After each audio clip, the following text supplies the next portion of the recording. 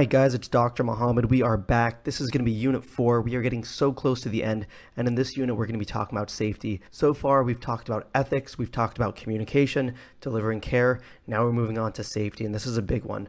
We're going to start off talking about quality assurance, and we're going to talk about how to promote a safe work environment by design, so safety by design. We're going to talk about the quality improvement process, how we can make the processes that are already in place even better, and we're going to talk about quality measures. After that, we're going to get into medical errors, about when things go wrong. We're going to talk about the different types of medical errors. We're going to talk about medical error analysis, how we can identify and fix these errors. And then, of course, we're going to be talking about burnout, which is becoming a super important topic in society today. Getting really close to the end, let's jump right into it. So like I said, the first thing that we're going to be talking about is quality assurance. And this is all about safety, right? And ideally, we want to be able to design our work environment so that it is inherently safe. The ultimate goal here is that work environments should be organized with an emphasis on safety. If you make the environment safer, then the people that are working in that environment will also be safe. If there are issues, if there are safety concerns though, employees and workers should feel comfortable bringing those things up without fear of retaliation, without someone tracking them down, getting them in trouble, those kinds of things. So it's safety by design in a couple different ways. And there's some core principles here that we need to know that really make the work environment safe, and this is going to be important. So there's three core principles that we need to know. The first one is going to be function by form. What do I mean by that? Function by form is basically the design or the form of something can inherently serve the function of making it safe. Let me say that one more time. The design or form of something can serve the function of making it safe. That's why we're calling it form by function. Some examples of this are things like safety syringes, different types of tubing, certain medications being in the Pyxis. The form, how we create these things, how we create the safety syringe, that inherently makes it safe. So certain medications being in the Pyxis, some medications that can potentially cause harm to patients, you have to go through these mechanisms and procedures to get access to that medication. That is function by form. That is how we are making the environment safer. Another core principle of safety by design is going to be standardization. Standardization is basically having things standardized in a set way. You do it that way every single time,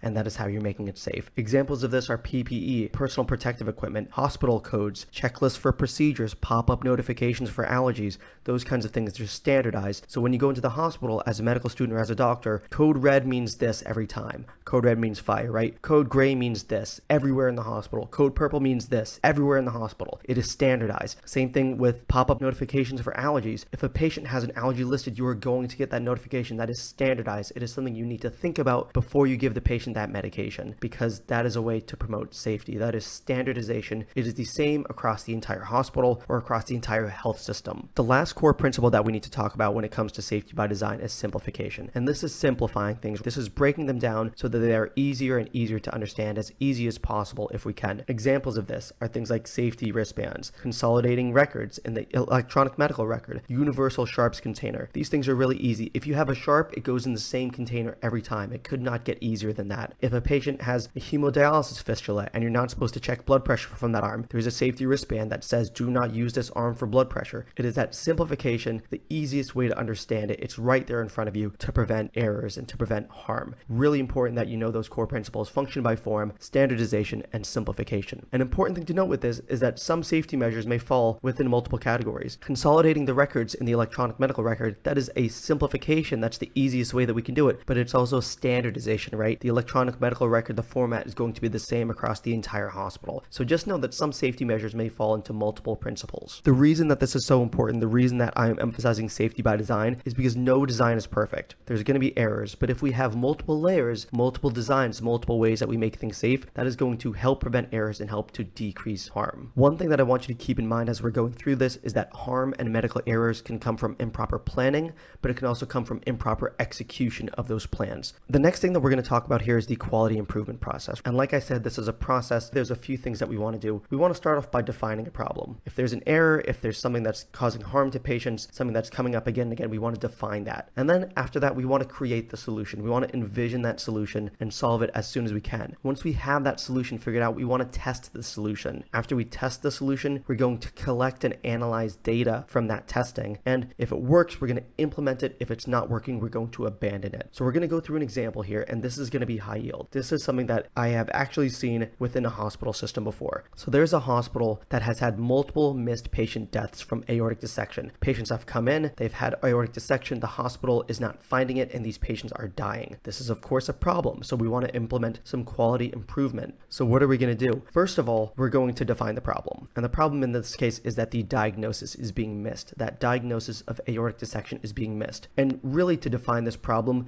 you would need some root cause analysis, and we're going to talk about that a little bit more in the next lecture. But we're going to define the problem. It's a misdiagnosis. What are we going to do? We're going to create a solution to help manage that. What's the solution? It's going to be faster imaging. We're going to get faster imaging to identify these patients that may have aortic dissection. Now we're going to test the solution. We're going to work with radiology. We're going to make this change. We're going to work with that department, make sure they understand that we're going to get faster imaging for these patients that we're concerned about aortic dissection in. That is how we're going to test it. Then after that, we're going to collect and analyze data. Is this system being used too much? Is it being underutilized? Are people not using it enough? Are we catching more people with aortic dissection? Are there other issues that are causing longer wait times or holdups that are affecting this? And then after we get that usage data, fortunately in this case, it did lead to increased diagnosis and management of aortic dissection. So it was successful. So we're going to implement it. Really important to know that process of quality improvement. It's a really excellent example of how it is done in real time in a healthcare system. The last thing we're going to talk about is quality measures. And basically what quality measures is we are analyzing the setup, the execution, and the effectiveness of an initiative or solution. And there's 4 key components that we want to look at when we are doing quality measures. It's going to be the structure, the process, the outcome, and the global impact of whatever that solution, whatever that initiative was. So to make that a little bit more clear, let's go through an example. And this is something, depending on when you're watching this, that may hit kind of close to home. We're going to be talking about creating a swab to diagnose COVID-19. Obviously, with the pandemic, this is something that was a big focus early on so that we could find these cases and manage them and quarantine people. Let's break that down. Let's look at a couple different quality measures. That's going to start with the structure. So some of the things that went into creating a swab to diagnose COVID-19, we had to look at the packaging. What packaging were we going to put this swab in? The swab itself, the Q-tip, how were we going to create that? What material was going to be used for that? The test tube that you were going to mix and use to test yourself, the reagent that's in that test tube, the whole storage system. How are we storing this entire thing together in one package in the cardboard box? A lot of different things to look at for the structure of this initiative. Then after that, we have to look at the process. How are we going to mass produce this? How are we going to make millions and millions of these swabs, these kits, so that people can diagnose themselves? And the delivery system. How are we going to get this to hospitals? How are we going to get this to grocery stores and to pharmacies so that people could go to the grocery store, go buy them and get them home? How are we going to deliver that to all of those areas to get them to the people that need them? After looking at the structure and the process, the third thing that we need to look at is the outcome. We've done all of these things. We've created the swab. We have mass production of the swab. We've delivered it to the appropriate places. What was the outcome of this? When you have increased testing abilities, you're going to have increased prevalence of COVID-19 like we saw. But the other positive thing that comes with that, people are going to be diagnosed sooner. You're going to have earlier treatment. Some people who tested negative didn't end up going to the hospital, so you have a decrease in hospital stays, or you have an increase in hospital stays because there's more people testing positive. These are all of the outcomes that we needed to look at when we were creating this swab for COVID-19. And then finally, the last thing that we needed to look at was the global impact. More people testing themselves for COVID-19, we had better data of the prevalence in certain communities, in cities, in states, and across the country. We had decreased hospital visits, like I just mentioned. There was people, if they were testing negative, they didn't need to go to the hospital, or if they tested positive, they were able to do telehealth visits instead of going and waiting in the hospitals. Some of those are positives, but there's also negatives that come with the global impact. With all of these different pieces, the packaging, the swab, and all of that, we had increased waste from creating millions upon millions of these packaging systems. Looking at an initiative or a solution, we had to look at the structure, the process, the outcome, and the global impact. One final important thing to note with this is that analyzing quality measures as a whole, this is a fluid process. It is not a one and done. You need to do it continuously. You need to reevaluate, see how you can improve the structure, see how you can improve the process, see how you can have a greater impact. And by doing that, it promotes cheaper costs, more innovation, and more efficiency. So really important to know all those different aspects of quality measures. Quick recap to make sure that we've got all of this down. This is Unit 4. We are talking about safety, and today we were talking about quality assurance.